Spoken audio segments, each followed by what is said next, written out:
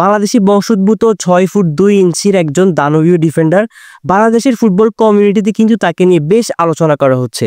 অনেকে দাবি করতেছে যে সে তারেক কাজী তপু বর্মনের জায়গা নিয়ে ফেলবে। আসলে কি তার এখনো বাংলাদেশ দলে খেলার ওই সময়টা হয়েছে?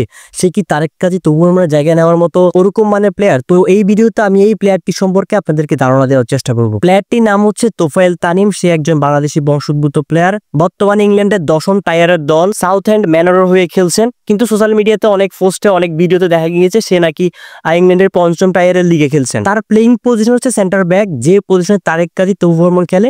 হ্যাঁ, এটা বলতে পারেন যে সে আগামীতে হয়তো তপু বর্মন তারেক কাজীর ভালো রিপ্লেসমেন্ট হতে পারে, যার কারণে তাকে আরো ভালোভাবে প্রমাণ করতে হবে এবং নিজের সেরাটা দিয়ে প্রমাণ করতে হবে। এই মাসের শেষের দিকে আমাদের যে বংশোদ্ভূত প্লেয়ারদের একটি ট্রায়াল অনুষ্ঠিত হবে, সেই ট্রায়ালে অংশগ্রহণ করতে যাচ্ছে তোফায়েল।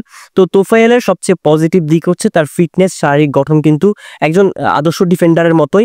একজন আদর্শ ডিফেন্ডারের যেরকম ফিটনেস, যেরকম শরীর কাঠামো থাকা দরকার, তার মধ্যে কিন্তু সেটা রয়েছে। আর তোফায়েল আহমেদের বয়স হচ্ছে মাত্র 22, আর তার উচ্চতা হচ্ছে 6 ফুট 2 ইঞ্চি। শারীরিক দিক থেকে সে এগিয়ে রয়েছে।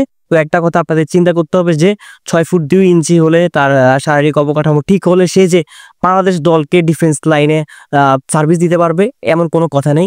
কেননা আমাদের দেশেও কিন্তু এরকম ফিটনেস হলো অনেক প্লেয়ার রয়েছে। আমাদের দেশের কথা বাদ দেন, বিভিন্ন দেশে কিন্তু অনেক বড় বড় ফিটনেস হলো প্লেয়ার রয়েছে। ওরকম হলে আফ্রিকান কান্ট্রিগুলো কিন্তু প্রতিবার বিশ্বকাপ জিততো। তো আমার কথা হচ্ছে বংশোদ্ভূত প্লেয়ার দেখে আর শারীরিক অবকাঠামো দেখে কিন্তু তাকে বাংলাদেশ দলে আনতে হবে, খেলাতে হবে, এরকমটা বলা উচিত নয়। তার স্কিলটা আমাদের দেখতে হবে, সে কি আসলেই বাংলাদেশ দলকে সার্ভিস দেওয়ার মতো যোগ্য কিনা সেটা আমাদের চিন্তা করতে হবে। তো আমরা চাই ট্রায়ালে ভালোভাবে উত্তীর্ণ হোক তোফায়েল। সেখানে যদি সে ভালোভাবে নিজেকে প্রমাণ করতে পারে, বাংলাদেশ দল হোক, বয়সভিত্তিক দল হোক, তাকে সেট করা হোক, আমরা এইটাই চাই। কিন্তু একটা প্লেয়ারকে আমরা ভালোভাবে না জেনে, তার খেলা ভালোভাবে না বিবেচনা করে তাকে এতটা হাইসে তুলে ফেলা আমাদের উচিত না। So that's it. তোফায়েলকে নিয়ে আপনার কি মতামত এবং আপনি কি চান তোফায়েল নিজেকে প্রমাণ করে বাংলাদেশ দল আসুক, সেটা অবশ্যই কমেন্টস করে জানাবেন। আল্লাহ হাফেজ।